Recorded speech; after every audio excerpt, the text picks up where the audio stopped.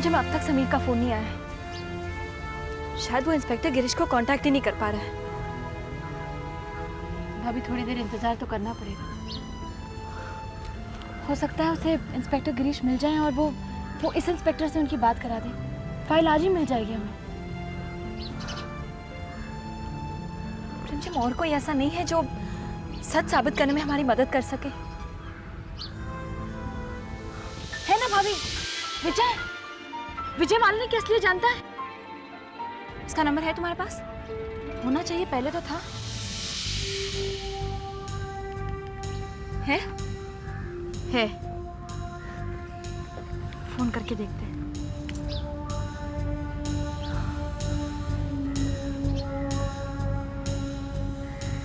Bell तो बज रही है। देखो दोबारा ट्राई करो।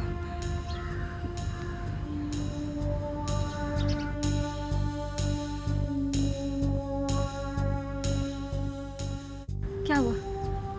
उठा नहीं रहे भाभी।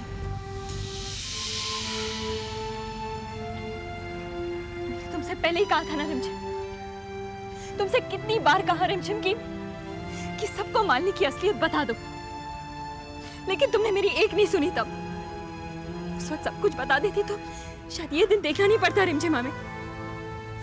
देख लिया नतीजा। समीर का फोन है। हाँ समीर बोलो। रिमझिम, मेरे पास तुम्हारे लिए बहुत ही अच्छी खबर है। इंस्पेक्टर गिरीश का पता चल गया है। वो इस वक्त माथेरान में है। माथेरान में? रिमझिम, फिक्र करने की कोई जरूरत नहीं है। इंस्पेक्टर गिरीश मेरी रिक्वेस्ट पे कल ही मुंबई में अपनी ड्यूटी ज्वाइन कर रहे हैं और मैं भी कल मुंबई आ रहा हूँ। सब ठीक हो जाएगा। Sameer thank you so much. तुम नहीं जानते हो तुमने हम पर कितना बड़ा एहसान किया। हम तुम्हारा कैसे शुक्रिया अदा करें। Thank you so much Sameer. रिमझिम प्लीज, तुम टेंशन मत लो। देखो, भगवान हमेशा अच्छे लोगों का साथ देता है। ओके, सब ठीक हो जाएगा। अब मैं फोन रखता हूँ और कल मुंबई आकर फोन करूंगा। Bye bye.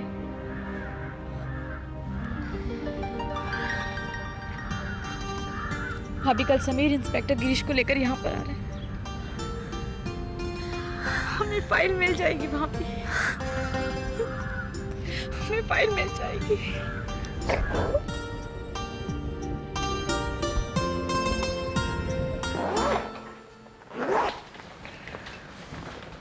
बेटा, सब तैयारियां हो चुकी? जी माँ जी। ये लो कुछ मिठाइयाँ हमारे माता पिता जी के लिए। माँ जी, इसकी क्या जरूरत थी? बेटा, अपने पेरेंट्स को इन्फॉर्म कर दिया या हम फोन करवा दें? नहीं बाबूजी, बस अभी बात हुई उनसे। वो आज रात की फ्लाइट से लौट रहे हैं। भाई प्रेम बाबू, परसों का जो भी प्रोग्राम तय होता है वो मैं आपको फोन करके बता दूंगा। जी। तो बेटा खान से कहो कि सामान गाड़ी में रख ले। जी बाबूजी।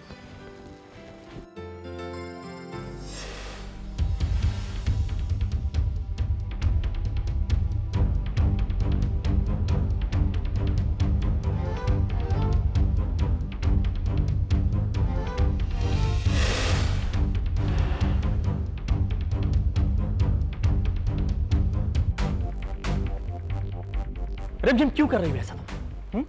और किसके कहने पे कर रही हो? भाभी के कहने पे? भाभी शुरू से मालिनी के खिलाफ रही है रिमझिम। तुमने मालिनी पे जो जो इल्जाम लगाए मैं चुपचाप सुनता रहा। इसलिए नहीं कि मुझे मालिनी पे शक था, बल्कि इसलिए कि मैं यहां आके ये देखना चाहता था कि तुम किस हद तक जा सकती हो। क्यों रिमझिम, क्यों कर रही हो ऐसा? तुम्हारी शादी तुम्हारी अपनी रजामंदी से हो रही है, फिर जाते जाते मेरी और मालिनी की जिंदगी में मिसअंडरस्टैंडिंग क्रिएट करके क्यों जाना चाहती हो तुम? अच्छी तरह जानता हूं मैं कि तुम प्रेम को पसंद करती हो, बहुत खुश हो उसके साथ। खुद मैंने अपनी आंखों से देखा है।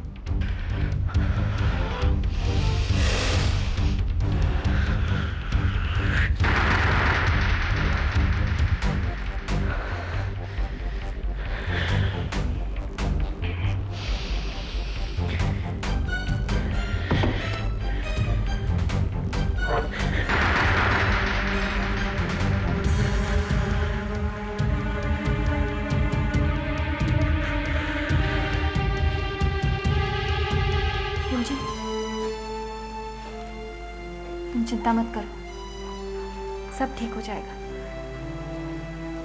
तुम जरा सोहम को देखो, मैं अभी आती हूँ।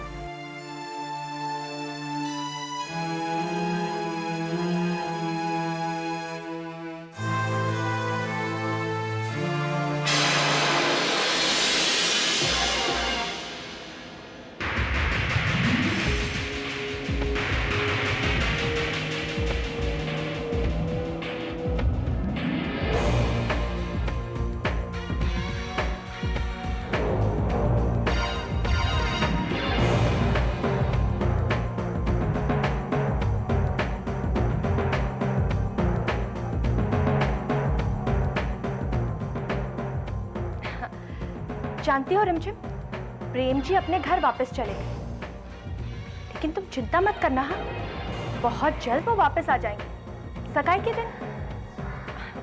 मैं तो इतनी खुश हूं कि तुम्हें बता नहीं सकती। ऐसे क्या देख रही हो? अरे भाई, इस घर की लाडली बेटी की सगाई है और मैं इस घर की बहू हूं, तो मेरा खुश होना तो लाजमी है ना। अब इस घर में भी ढोल बजेंगे, हल्दी लगेगी, शहनाई की गूंज सुनाई देगी और फिर हमारी प्यारी रिमझिम डोली।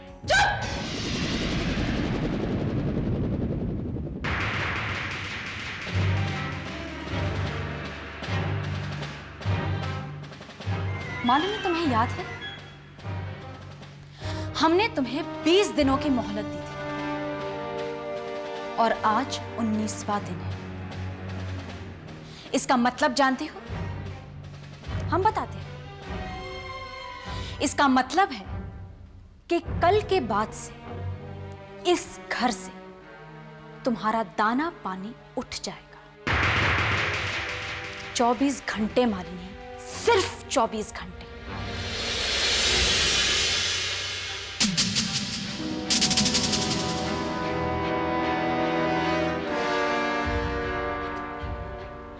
और जो तुम ये मंगलसूत्र पहनकर हमारे पति की सुहागन होने का दम भरती हो, यह गलतफहमी भी दूर हो जाएगी।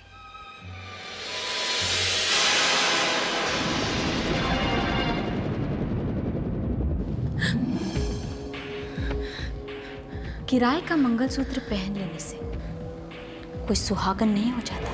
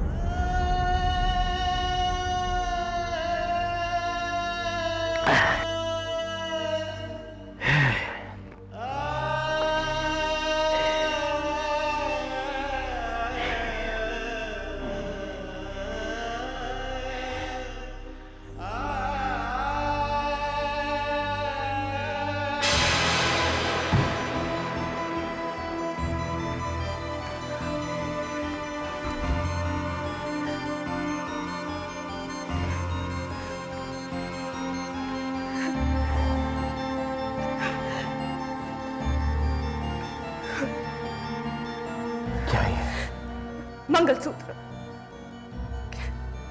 मेरी सुहागन होने की निशानी, मेरा अस्तित्व, मेरा वजूद सब इसी मंगलसूत्र से है, जिसे आज रिमझिम ने अपने हाथों से तोड़ दिया।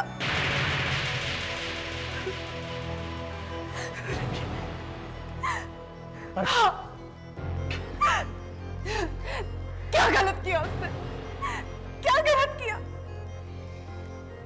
तुम मुझे अपनी पत्नी मानते हो, लेकिन सिर्फ दुनिया को दिखाने के लिए।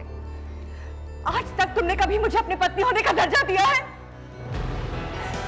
और आज मेरा ये मंगलसूत्र तोड़कर रिमझिम ने मुझे एहसास दिला दिया कि मेरी जरूरत किसी को नहीं है, किसी को भी नहीं, ना ही घर वालों को, ना ही तुम्हें। रिमझिम कौन होती है? कौन होती है रिमझिम ये फैसला करने वाली कि तुम्हारा और मेरा रिश्ता क्या है? कोई हक नहीं पहुंचता उसे कि वो तुम्हारी और मेरी जिंदगी में कोई भी दखल दे। कोई हक नहीं पहुंचता।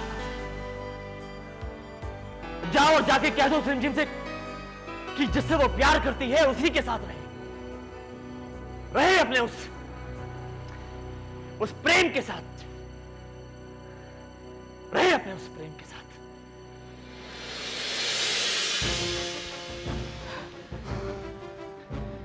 एक बात तुम मेरी सुनो मालिनी, तुम मेरी पत्नी थी, हो और हमेशा रहोगी।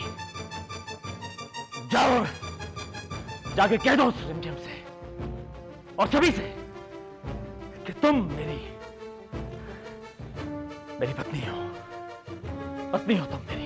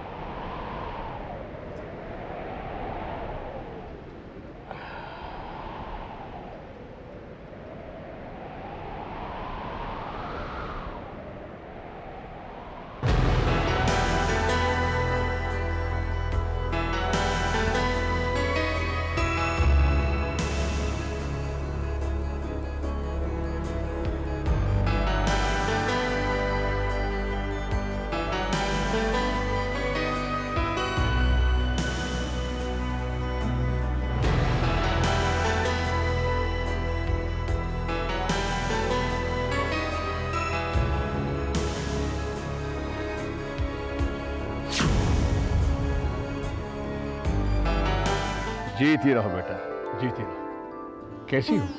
ठीक। और हमारे वो भवानी शंकर जी कैसे हैं? वो भी ठीक है। अच्छा, बैठो बैठो। आजकल तुम्हारे काम की बहुत तारीफ सुन रहा हूँ। बहुत खुशी होती है कि हमारी पार्टी में निस्वार्थ काम करने वाले वर्कर हैं। बस आपके बताए हुए रास्ते और आदर्शों पर चलने की कोशिश कर रही हूँ। जीती रहो बेटा, जीती रहो। आप ही तो हमेशा कहते हैं ना कि अपना इंटरेस्ट भुलाकर गरीबों के लिए और दबे वर्गों के हित में काम करना चाहिए। बहुत अच्छा कर रही हो तुम, बहुत अच्छा कर रही हो। लेकिन मैं तुम्हें एक बात और बताना चाहता था। राजनीति में कुछ भी पत्थर पे लकीर नहीं होता। कुछ ऐसी बातें होती हैं जिन्हें एक और दृष्टिकोण से देखना पड़ता है। वो कहते हैं ना, हर सिक्के के दो पहलू होते हैं। जी देखो बेटा, मैं अच्छी तरह जानता हूं तुम जो कुछ भी कर रही हो देश के हित के लिए कर रही हो, पार्टी के हित के लिए कर रही हो। लेकिन तुम्हें एक बात समझनी चाहिए, यदि पार्टी होगी तभी उसके हित के लिए काम करोगी ना। मैं आपका मतलब नहीं समझी। मैं समझाता हूं बेटा, मैं समझाता हूं। जैसे तुम आजकल अग्रवाल मिल्स के वर्कर्स यूनियन के लिए खुल्लम खुला उनका पक्ष कर रही हो, ये कुछ सर, अग्रवाल मिल में आए दिन वर्करों की मौत हो रही है। मुझे मालूम है बेटा, मुझे मालूम है। ऐसी सी घटनाएं कभी कभी हो जाती हैं, लेकिन मैं तुम्हें विश्वास दिलाता हूं कि भविष्य में ऐसा नहीं होगा। मैं खुद इसमें इन्वॉल्व हो जाऊंगा और अग्रवाल से इस बारे में बात करूंगा कि पुरानी मशीनें हटाकर नई मशीनें लगाई जाए। और वादा करता हूं कि बहुत जल्द वर्कर्स की सब मांगें मान ली जाएंगी। ये तो बहुत अच्छी बात है। अरे हाँ, एक बात तो तुम्हें मैं बतानी भूल ही गया। जैसे हालात बन रहे हैं, ये संभव है कि प्रताप जी चीफ मिनिस्टर बने और उनके कैबिनेट में तुम्हें एक इंपॉर्टेंट पोर्टफोलियो दिलवाया जाए। हाँ कावेरी जी, अगर आप चाहें तो minister of labour and social welfare बन सकती हैं। बस आपको थोड़ा पेशेंस रखना पड़ेगा। हाँ,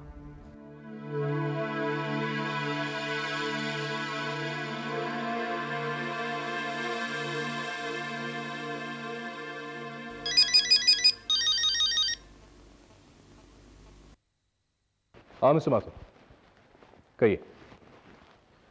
फैक्स आया था यूएस से, क्या कहते हैं? व्हाट? उससे भी बड़ा ऑर्डर दिया है? Oh that's fantastic. आप फौरन रिप्लाई दे दीजिए, ऑर्डर कंफर्म कर दीजिए। हाँ मैं अभी ऑफिस आ रहा हूं, मैं खुद उनसे बात करूंगा। ओके या यशोदा, तुमने सुना? मुझे एक बहुत बड़ा ऑर्डर। हाँ सुना। राकेश, मैं आपसे एक बात पूछना चाहती हूँ। हाँ बोलो। ये जो आपको अभी अभी बड़ा ऑर्डर मिला है, ये तो पिछले ऑर्डर से भी बड़ा है। इसका मतलब है आप दोबारा लोन लेंगे? डोंट वरी, उसका अरेंजमेंट मैं कर लूंगा। वही तो मैं पूछना चाहती हूँ राकेश कि कैसे? पिछली बार तो आपने अपनी कंपनी गिरवी रख दी थी, क्या इस बार आप अपना घर गिरवी रखेंगे? देखो यशोदा, अगर मुझे ऐसा करना भी पड़ा तो उसमें हर्ज क्या है? आफ्टर ऑल मैं जो कुछ भी कर रहा हूं वो परिवार की भलाई के लिए तो कर रहा हूं। अगर मेरे बिजनेस में मुझे तरक्की मिलती है तो उससे हम सबका ही फायदा होगा। इसका मतलब यह है राकेश कि आप दोबारा मालिनी से लोन लेंगे, है ना? उफ, फिर मालिनी। यशोदा, मैं तंग आ चुका हूं तुम्हारी ये बातें सुन सुनकर।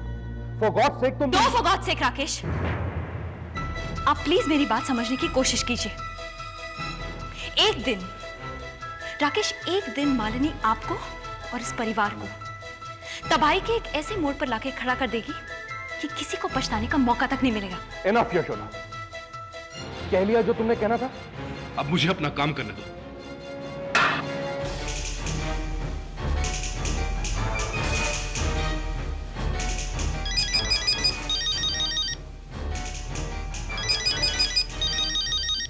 हेलो, हाँ समीर, पहुंच गए तुम?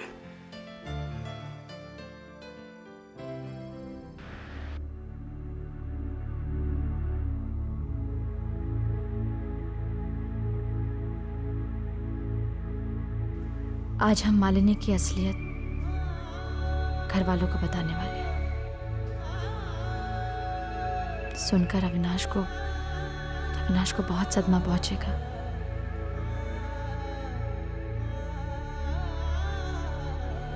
और बाबूजी शायद ये बर्दाश्त ही नहीं कर पाए।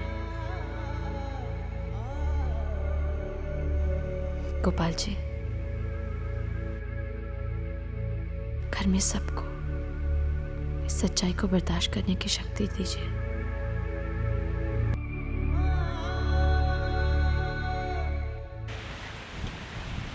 रिमझिम, समीर का फोन आया था। वो इंस्पेक्टर गिरीश के साथ पुलिस स्टेशन में इंतजार कर रहा है।